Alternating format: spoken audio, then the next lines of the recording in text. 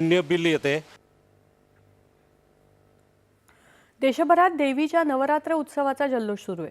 आजच्या दिवशी दुर्गा देवीच्या दिव्य स्वरूप अशा माता कालरात्रीची आराधना केली जाते। सृष्टीचा छळ करणाऱ्या शुंभ निशुंभ राक्षसांचा निपात करण्यासाठी देवीनं कालरात्रीचं भयंकर रूप धारण केलं आणि मातृकांची सेना निर्माण करून घनघोर युद्ध करून सृष्टीचं रक्षण केलं।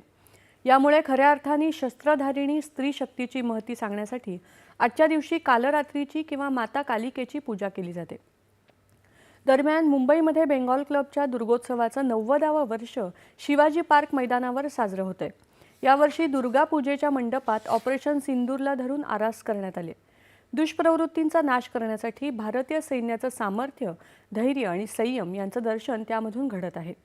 पारंपरिक दुर्गा पूजेने उत्सवाचा प्रारंभ झाला असून दरवर्षीप्रमाणे शिवाजी पार्क परिसर भाविकांनी फुलून गेलाय। ढाक वाद्याचा ताल, धुनोचा दरवळ आणि बंगाली परंपरेनुसार पाळले जाणारे अनेक रीतिरिवाज या दुर्गोत्सवाचा आनंद द्विगुणित करत आहेत।